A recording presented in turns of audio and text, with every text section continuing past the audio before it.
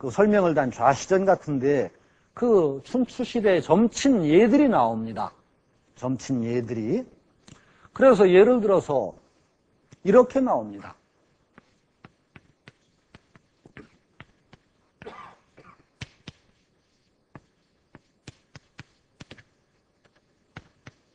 건지구 이런 괴를 얻었다. 점을 쳐서 건지구라고 하면 이건 구라는 글자입니다. 구.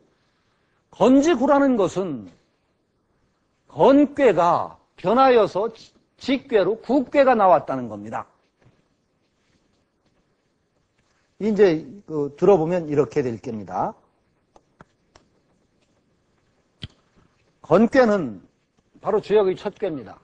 하늘이 두 개 겹친 겁니다. 건위천괴라고 합니다. 그냥 건위천괴라고 하고도 그냥 괴 이름을 할 때는 이것이 건괴고 이게 두 개 겹친 것도 건괴라고 부릅니다. 건지구에 건이 구괴로 갔다는 건 바로 첫 번째가 변해서 이렇게 됐다는 겁니다. 자, 이걸 옆에다 놓는 게 더 알기가 쉽겠죠? 이제 이렇게 놓고 이렇게 놔보겠습니다. 건괴가 직괴로 요게 이제 본괴고 이렇게 변했다는 겁니다. 이게 무슨 소리예요? 요것이 노양이라는 얘기죠. 노양이니까 변해서 음으로 된 거죠.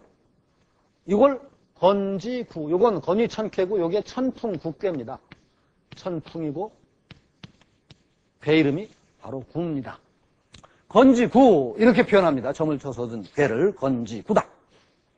그런데 춘추 좌전이라든지 하는 많은 점례들을 보면은 이렇게 하나의 효가 거의 변하는 거예요. 하나의 효만 변해요. 여러 개가 변하는 일이 없어요. 거의 하나만 변해요. 전부. 그런데 우리가 지금 점을 쳐보면 하나의 효가 변하는 게 오히려 드물 정도로 많은 효가 변합니다. 그렇다면 춘추 그 좌시전에 나오는 점례들은 지금 주자가 얘기하는 정서법에 의해서 점을 친 것이 아니지 않느냐 하는 물음이 나오는 게죠. 아마 그럴 겁니다.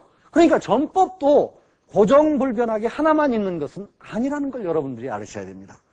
주역을 공부하면서 가장 경계해야 될 것이 주역 해석은 오히려 이것밖에 없다라는 사람, 그건 참 곤란한 사람이에요. 주역의 역사가 그렇지 않습니다. 굉장히 오랜 역사를 가지면서 여러 가지 해석법이 있고 여러 가지 전법이 있습니다. 그 중에 어떤 것이 절대적으로 옳다는 것을 고집하는 건 참 바보 같은 소리입니다. 그리고 오히려 그렇게 다양하면 어떻게 뭘 믿느냐? 다양하기 때문에 오히려 그 다양성 속에 의미가 있습니다. 그것이 다양한 전법이나 그 해석법이 어떤 하나의 일관된 체계를 가지면은 그 자체로 좋습니다. 어떤 것이 꼭 이래야만 된다라는 것을 오히려 멀리하고 여러 학설 중에서 우리가 마음에 드는 것을 택해서 주역을 해석해보는 것도 하나의 주역 공부의 과정이라고 생각할 수가 있죠. 일단 이렇게 해서 점을 쳐서 얻고 났을 때 건지구라고 하면 가장 이제 요즘 점을 치면 변하지 않는 경우가 있습니다. 건 그대로 변하지 않아. 하나도 안 변해. 그럼 요것만 가지고서 이제 점을 칩니다. 그 다음에 건지구식으로 이렇게 제일 밑에 게 변했을 때, 제일 밑에 게 변하면 이렇게 되죠. 요것이 양이었던 게 음으로 변한 겁니다. 나머지는 가만히 있고, 이 건괴였던 것이 구괴, 천풍구괴라는 구괴로 갔다라고 하면 바로 요 변환효, 건괴의 여기에 붙은 점사가 있습니다. 효사라고 합니다. 그걸 가지고 점을 칩니다. 그런데 물론 그것만 가지고 점을 치지는 않습니다.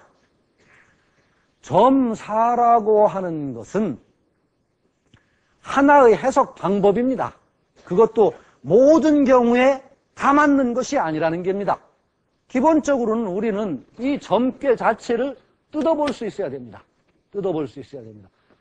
이 건괘의 초효는 설명해도 바로 나올 테니까 되겠네요. 늘 제가 예로 드는 겁니다만 여기에는 잠룡이니 무룡이라 라고 나옵니다. 못 속에 잠겨서 힘을 기르는 용이다. 쓰지 말아라 하고 나옵니다. 힘을 기를 때는 쓰지 말라는 겁니다. 너는 지금 못 속에서 힘을 기르는 용이다. 쓰지 말아라 라고 점의 충고가 나옵니다. 그런데 못 속에서 힘을 기르는 용하고 전혀 상관없는 사람이 이 꾀를 뽑아도 꼭 그렇게 해석해야 되나요?